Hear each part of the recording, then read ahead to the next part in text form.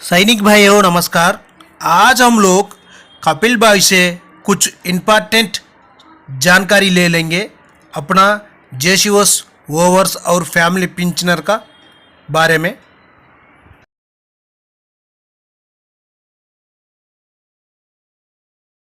अब साफ हो गया भाई। नमस्कार दोस्तों, मैं पूर्व सैनिक कपिल फौजी। आप मेरे को देख रहे हो लाइव। सैनिक भाई, बहुत ही जरूरी सूचना लेके आया हूं लोगों तक। अगर आप 2-4 मिनट मेरी बात को सुनने का समय निकाल सकते तो, अगर नहीं निकाल सकते तो आपकी जेब कटती रहेगी और मेरे जैसे ठग चोर आपकी गाड़ी कमाई आपकी जेब से निकाल के कोठी बंगले और बड़ी बड़ी गाड़ियों में चलते रहेंगे। मैं अपनी बात पे आता हूं। यह हर एक पूर्व सैनिक के लिए है जो मैं भी कहना चाह रहा हूं। दोस्तों, सबको मालूम है कि ऑनरेडी नायब सूबेदार का केस चल रहा था एएफटी प्रिंसिपल बेंच में। उसका जो ऑर्डर आया वो उनके हक में नहीं आया, उनके खिलाफ में आया। मतलब उनको न्याय नहीं मिल सका। सैनिक भाइयों, 2006 से पहले नायब सूबेदार जो पक्का था उसकी मिलिट्री सर्विस पे थी 2000 रुपये, ग्रेड पे थी 4200 रुपये, बेसिक पे थी 10,460 रुपये, बेसिक जो वेतन था 16,660 रुपये। तो उसकी जो पेंशन बनी वो बनी 8,330 रुपये। पक्का नायब सूबेदार का 2006 से पहले ऑनरेडी नायब सूबेदार की ये पेंशन नहीं थी। 600 जो ग्रेड पे थी 4200, और जो कच्चा ऑनरेडी नायब सूबेदार था उसकी जो ग्रेड पे थी 2006 से पहले वो 2800 रुपये। और ये चलती रही आते रही। 631 नंबर सर्कुलर निकला 2020 में। 2006 से पहले वालों को 4200 ग्रेड पे के हिसाब से दिया गया, बाद में जाके उसको चेंज कर दिया गया। यहां तक जो सर्कुलर नंबर 555 निकला उसमें भी ये ठीक नहीं की गई। और उसके बाद में जो रिटायरमेंट हुए ऑनरेडी नायब सूबेदार, उनकी भी पेंशन में 1000 रुपये का फर्क आ गया, जो जाके सेकंड 1 रैंक ऑन पेंशन में ठीक हुई। अब जो 631 नंबर सर्कुलर 11/2006 से पहले वाले ऑनरेडी नायब सूबेदार पे लागू किया गया था, तो उसको आगे इसी तरह से 4200 रुपये का लाभ मिले और उनकी जो पेंशन है वो पक्के नायब सूबेदार के समान हो। इसी केस को लेके वे कोर्ट में गए थे, एएफटी में गए थे। सैनिक भाइयों, अब जो मेन बात है कि असल में यह कहानी है क्या कि पूर्व सैनिकों को उन्हीं के रैंक के पूर्व सैनिक चूना लगा रहे और सालों से लगा रहे। आप लोगों ने रिटायर्ड लाबी को तो चूना लगाते हुए देखा था, पर आपकी आंखें फटी की फटी रह जाएंगी जब हमारे ही रैंक के भावनात्मक आप लोगों को हक दिलाने की बात करते हैं, आपके हकों की बात करते हैं, जिस तरह से मैं करता हूं। और पिछले दरवाजे से मैं आपको एक दूसरा सपना दिखाता हूं कि सिर्फ आप 5,000 रुपये दीजिए मेरे को, मैं आपको 3 लाख रुपये लौटाऊंगा। मैं आपको न्यायालय से हक दिलाऊंगा, न्याय दिलाऊंगा।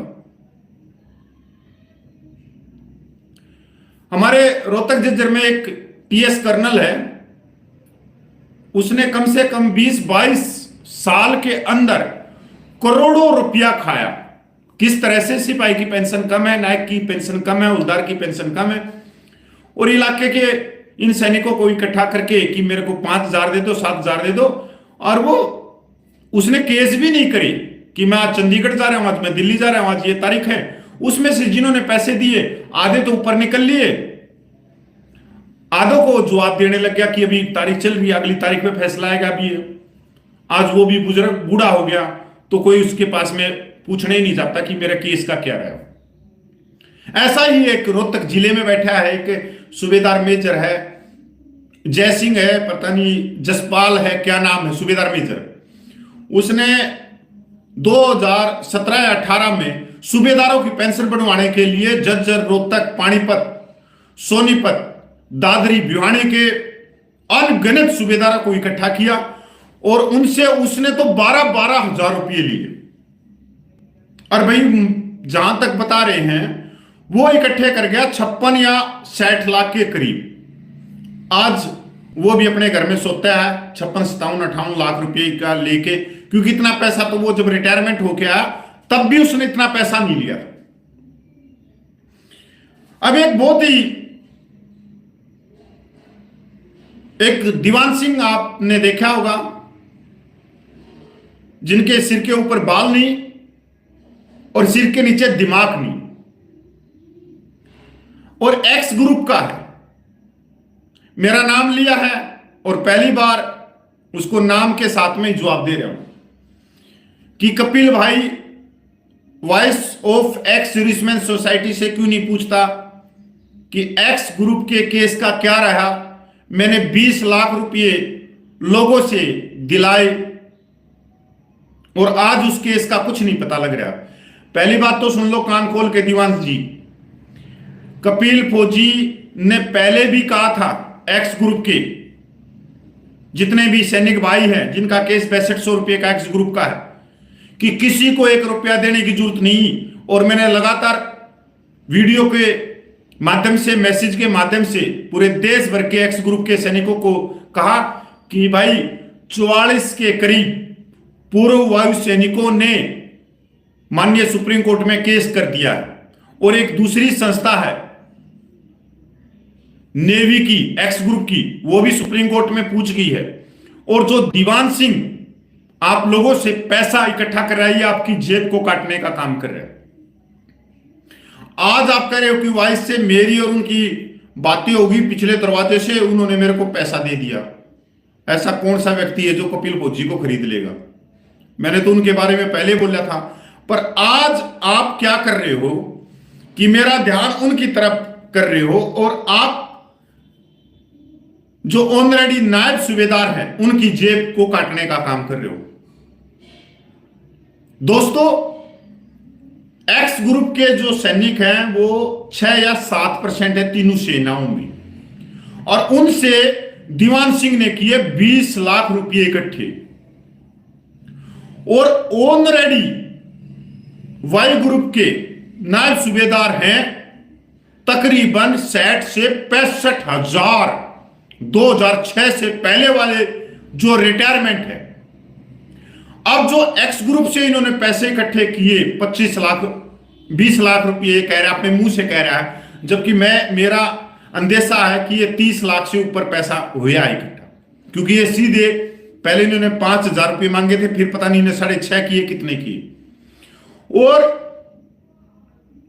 एक्स ग्रुप के 100% ने ये पैसा नहीं दिया, सिर्फ 1% ने ये पैसा दिया। तब जाके ये 25-30 लाख रुपए इकट्ठे कर लिए दीवान सिंह ने।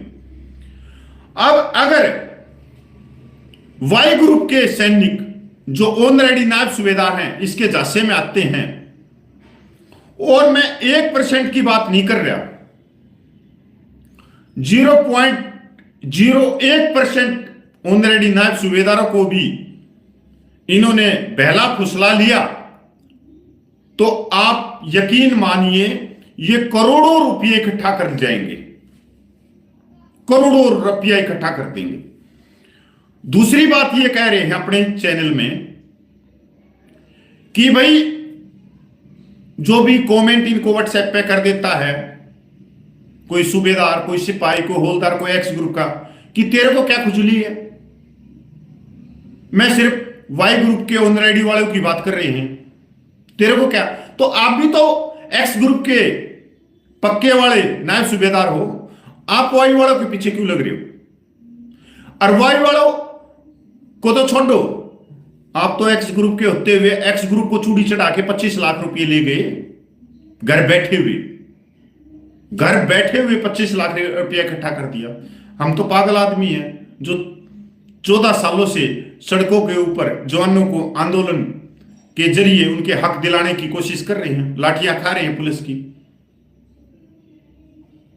दूसरी बात यह कह रहे हैं अपने ही चैनल में व्हाट्सएप में कि अगर 500 वाई ग्रुप के ऑनरेडी नायब सूबेदार हो गए तो 25 लाख रुपया हो गया, हम फीस चुका देंगे। भाई कितने दिन में न्याय दिला देगा? एक्स ग्रुप के जो भी 4 महीने पहले पैसे इकट्ठे किए थे 20 लाख रुपए, उनको न्याय मिल गया? उनकी एक्स ग्रुप 6200 रुपया हो गई। वाई ग्रुप को कब निकाल देगा? और वाई ये जो ऑनरेडी नायब सूबेदार हैं जो पेंशन में विसंगति हैं, ये 2006 से पहले वालों की विसंगति हैं, उसके बाद वालों की नहीं है। कहते वो इसके झांसे में आ जाए। अब उनकी उम्र तो 65, 70, 80, 90 साल हो रखी होगी। बड़ा अच्छा जरिया है कमाई करने का, क्योंकि किसी भी वकील को 2-4 लाख रुपए देंगे और भाई रिट फाइल करवा देंगे, फिर वो फोन करते रहेंगे, आधे से ज्यादा तो निकल लेंगे, 4-5 साल में फैसला आना नहीं। देख कैसी दुकानदारी है। शर्म आनी चाहिए दीवान सिंह जी, आपको बिल्कुल शर्म आनी चाहिए, डूब के मर जाना चाहिए। आप वो व्यक्ति हैं कि जिस घर में भी बैठे हैं उसी घर को खोद के, उसी घर को पीछे से खोद दिया आपने। ऐसे तो जयचंद ने भी नहीं किया जो आप कर रहे हो। जंतर मंतर पे 1 साल से ज्यादा आंदोलन चल रहा है। यह व्यक्ति पहला ऐसा व्यक्ति है कि जंतर मंतर के धरने के खिलाफ इन्होंने अनाप शनाप बका। और आज भी कोई भी ये बात बोलेगा तो मेरे नाम से बोलेगा और इसका वीडियो मेरे नाम से खत्म होगा। जब आप जंतर मंतर के धरने में 1 साल में 1 मिनट भी शामिल नहीं हुए और 1 रुपये का आपका योगदान नहीं, तो आरोप लगाने का मतलब क्या है? आप पहले उसमें शामिल हो और आरोप लगाओ। वो तो ठीक है, जो शामिल हुए जंतर मंतर के धरने में उन्होंने आरोप लगाए, प्रत्यारोप लगाए, अलग बात है। आप तो शामिल ही नहीं हुई। दूसरी बात, यही व्यक्ति है जो तमिलनाडु मोहन रंगन की, जिन्होंने एक संस्था बनाई थी 2017 में, यह व्यक्ति उस संस्था के अंदर सदस्य लेके घुसा और मोहन रंगन जो तमिलनाडु का बुजुर्ग है उसको धक्के मार के बाहर निकाले और 7 से लेके 8 लाख रुपए उनके हड़प कर लिए। आज इनकी संस्था में 7 से 8 लाख रुपए हैं। तो पहली बात तो यह है कि आपकी संस्था ने आज तक कोई धरना प्रदर्शन कराया है, कोई कोर्ट के अंदर कोई केस कराया है, या दूसरों पे उंगली ये करते रहोगे इसलिए बाल उड़ गए क्योंकि पैसा कमाई है। आप अगर ऑनरेडी नायब सूबेदार के वाई ग्रुप के भाइयों को आप हक दिलाना चाहते तो आपकी संस्था में 7-8 लाख रुपए पड़े हैं। पहले आप केस तो दाखिल करो, बाद में हम दे देंगे आपको पैसा, और भी दे देंगे।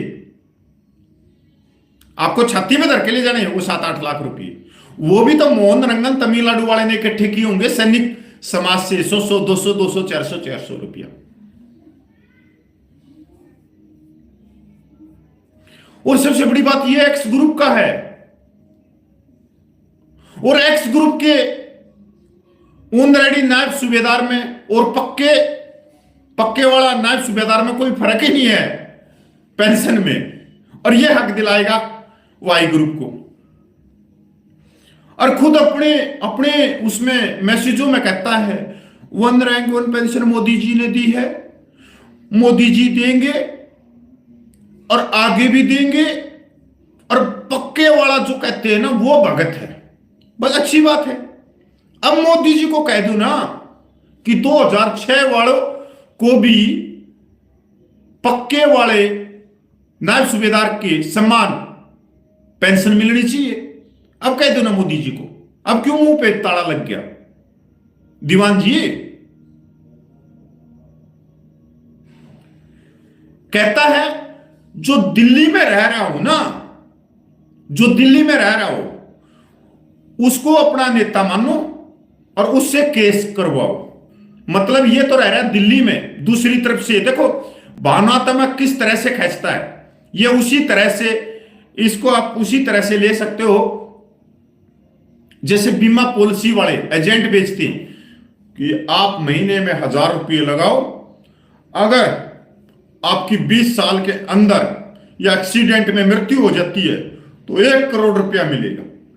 ये उसी तरह से एक पॉलिसी बेच रहा है कि 5000 रुपया मेरे को दो और मैं तुम्हारे को ऑनरेडी वायु ग्रुप के नायब सूबेदारों को 3 लाख रुपए दिलाऊंगा। मैं दिल्ली में बैठा हूं, नहीं मैं तुम्हारी आपस में बात करवा रहा हूं, मेरे कमेंट में लिख दो अपना नंबर जिससे तुम्हारी मीटिंग करवा दूंगा। अब मीटिंग तू करवाएगा, सारी चीजें तू संभालेगा, चाय पानी का प्रोग्राम तू करेगा दिल्ली में। तो यार वो जो सैनिक आएंगे बाहर से, जो आएंगे ऑनरेडी नायब सूबेदार या पैसा इकट्ठा करके भेजेंगे, उसका तो मसीहा तू ही निकल गया क्योंकि मीटिंग तो तू करवा रहा है। अब जब सारा काम तू ये कर रहा है तो वो इतने थोड़ी हैं वाई ग्रुप के, वो कह देंगे ठीक है भाई तू दिल्ली में रह रहा है तू कर ले। अब बात ये भी है, ये समझा रहा है अपने वीडियो इसमें मैसेज में कि भाई अगर अकेले अकेले तुम केस करोगे तो 2-3 लाख रुपए का खर्चा आ जाएगा और सब मिलके करोगे तो 5-5 हजार रुपये का आ जाएगा। अब आम आदमी ये सोचता है यार 5 हजार रुपये की तो बात है, अगर मैं अकेला करूंगा तो 1.5-2 लाख रुपये का खर्चा आ जाएगा, 4 लाख का आ जाएगा, इतने का तो मेरे को एरियर भी नहीं मिलेगा और मेरी उम्र भी 70, 77, 75, 80 हो रखी है, क्यों ना इसी को 5 हजार रुपये दे दें। ये बहुत बड़ी चालाकी, यही तुम्हारे साथ में मिलिट्री सर्विस पे में हो रहा है। अब लोग तो ये कह देते हैं मिलिट्री सर्विस पे का कि तारीख आ गई, तारीख आ गई, तारीख आ गई। अरे भाई किसी को ये भी ज्ञान है क्या कि 2 फैसले मिलिट्री सर्विस पे के पहले आए हुए हैं और वो सेशन जज से नहीं आ रहे, हाई कोर्ट से आए हुए हैं 2 फैसले। ये तो तीसरा मिलिट्री सर्विस पे का केस चल रहा है, उसके 2 के जजमेंट नहीं लगेंगे यहां पे। पर नहीं, मेरे पास में इतने फोन आते हैं तो फिर भाई मिलिट्री सर्विस पे का क्या रहा है। मैं कहता हूं सर मैंने तो कोई केस कराया नहीं मिलिट्री सर्विस पे का, किसी ने जिसने केस किया उसके पास में आप फोन करके पूछ लो।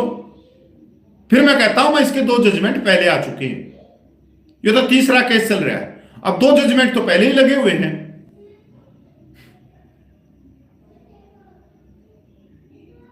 आप सिक्योरिटी गार्ड की नौकरी करते हो 12-12, 15-15 हजार रुपये में, क्यों कर रहे हो भाई? अरे ये जो दुकानदारी है इसमें 1 रुपये का आपका खर्चा नहीं है और लाखों घर बैठे लाखों करोड़ों रुपये कमाओगे। पिछले 9 साल से तो मैं देख रहा हूं इनको, जिनके सिर पे बाल नहीं है, लोगों को गुमराह करके बरगला के किस तरह से निचोड़ के ये चूस रहे हैं। आप सिक्योरिटी गार्ड की नौकरी मत करो 15-15, 16-16 हजार रुपये की। आप सिर्फ मैसेज लिखो व्हाट्सएप में, वीडियो बनाओ कि मैं सिपाही की सैनिक विधवाओं को उनकी पेंशन कम है, मैं उनके लिए हाई कोर्ट में जाऊंगा, सुप्रीम कोर्ट में जाऊंगा, सिर्फ मेरे को 3-3 हजार रुपया दे दो और उनसे इकट्ठा करो। और फिर कहूं नायक और नायक की सैनिक विधवा की पेंशन कम है, मैं उनको हक दिलाऊंगा, मैं हाई कोर्ट जाऊंगा, सुप्रीम कोर्ट जाऊंगा, मेरे अकाउंट में पैसा डालो। फिर हौलदार, फिर सूबेदार, मेजर, ऑनरेडी। ये खेल है पर गंदा है, पर धंधा है। अब मानो तो ये धंधा है। इनके जासे में आ गए ना, 4 महीने पहले ही 20 लाख रुपए लेके गया है। हाँ दीवान जी बताओ ना, 20 लाख रुपए एक्स ग्रुप के लेके गए, अब कह रहे वाइस वाले लेके चले गए। पैसा तो आपने इकट्ठे करवाए थे, आप दो ना जवाब उनको। अगर आपकी जुबान में या आपकी जुबान पंचायती है, मर्द की जुबान है, तो दो उनमें एक्स ग्रुप वालों के पैसे जिनके तुमने 20-25 लाख रुपए इकट्ठे किए। अपना मकान बेच, अपनी पेंशन पर लोन ले, कुछ भी ले, अगर मर्द की जुबान है तो मेरी तरह, जिस तरह मैंने कही कि जंतर मंतर पे अगर किसी ने मेरे अकाउंट में 1 रुपया दिया है तो भाई मैं उसको 1,00,000 रुपया दूंगा, मेरा अकाउंट नंबर और मैसेज करके दिखा दे। अगर किसी ने जंतर मंतर पे दान दिया है तो उसकी चाय पानी रोटी आप लोगों ने खाई है, और फिर भी वो सोच रहा है कि 1 साल से यह आंदोलन, इसके अंदर क्या क्या तकलीफ आई है, सर्दी में शुरू है, गर्मी में शुरू है, पूरे देश को जागरूक कर दिया, और किसी को लग रहा है कि नहीं यार जंतर मंतर पर जो आंदोलन चला मैंने 1,000 रुपये दिए तो भाई 10,000 रुपया मैं दूंगा। ये जुबान मेरी, सिर्फ आप एप्लीकेशन लिख के भेजो और जो पर्ची आपने जंतर मंतर पर कटवाई वह मेरे पास में भेज दो, मैं दूंगा, मैं दूंगा रुपये। ये उम्रता की जुबान। ये घाघरा चोली वाला नाटक मना करा है, क्योंकि मैंने पहले भी नाम नहीं लिया, पर अब मजबूरी होगी, क्योंकि पहले तुम दुकानदारी चला गए, पहले तुमने दुकानदारी चलाते हुए जवानों से, एक्स ग्रुप वाले से 25 लाख का झटका मार दिया। अरे जबकि वो दूसरे भाई, वो भी तो एक्स ग्रुप के भाई होंगे दीवान जी। जब पहले से ही केस चल रहा है, उस केस के अंदर तूने पूछ डालनी जरूरी थी दोस्तों। ये पूछ नहीं डाली इसने, ये कमाने थे, ये कमाने थे, उस केस को भी खराब करना था। और क्या हुआ, न्यायालय ने कह दिया एएफटी में जाओ एएफटी में, वो एप्लीकेशन वापस कर दी। और इसको भाई भगवान का समय, एप्लीकेशन का भी ज्ञान हो, एप्लीकेशन लिखने का भी ज्ञान हो, पर क्या करे।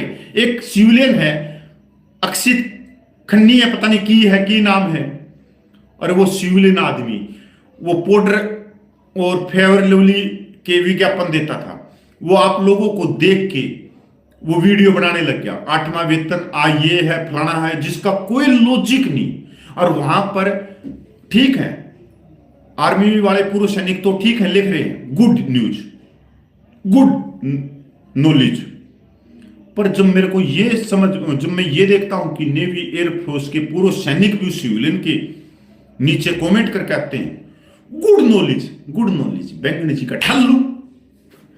अरे वो सिविलियन आदमी, उसके बाप ने कभी नौकरी नहीं की सेना में, उसके दादा ने नौकरी नहीं करी, ना कोई वो सिविलियन डिफेंस में कोई ऑडिटर है, वो तुम्हारी पे पेंशन बता रहा है। और जित तुम्हारे पास में तुम्हारी खुद के हाथ में पीपीओ रखे हैं, बैंक की पासबुक रखी है, सारी चीजें तुम्हारे हाथ में, तुम्हारे को खुद की नहीं पता, दूसरे के पीछे। बड़े गुमराह करने वाले व्यक्ति हैं भाई। तो भाई मेरा तो यही है कि इसको कोई भी आदमी इसके चक्कर में मत फंस जाना दीवान सिंह के नाम से। यह है बहुत ही चतुर व्यक्ति, जो जंतर मंतर धरने में 1 दिन 1 घंटा 1 मिनट नहीं गया, और पूरे साल उसके खिलाफ बोलता रहा। यह व्यक्ति वो है, अगर जो पुराने व्यक्ति जानते होंगे, जिस संस्था में गया उस संस्था के इसने 4 टुकड़े कर दिए। जिस घर में इसने चाय बैठ के पी, पानी पिया, और जिसने इसको पानी पिलाया उसी को इसने गाली दी।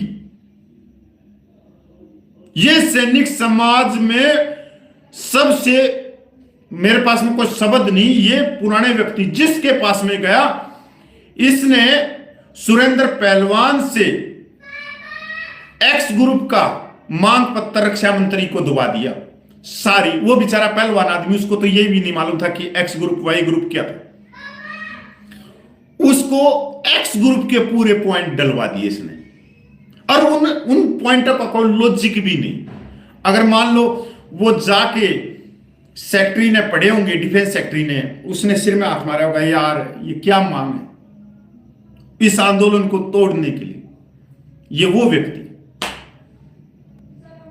अब इसको हिस्सा नहीं मिला होगा, या हिस्सा में कम मिला होगा 20-25 लाख रुपए में, तो भाई अनाप शनाप बक रहा। अब ये वाई ग्रुप को इकट्ठा करेगा और करोड़ों रुपया निकालेगा तुम्हारी जेब से, तुमने देखना है।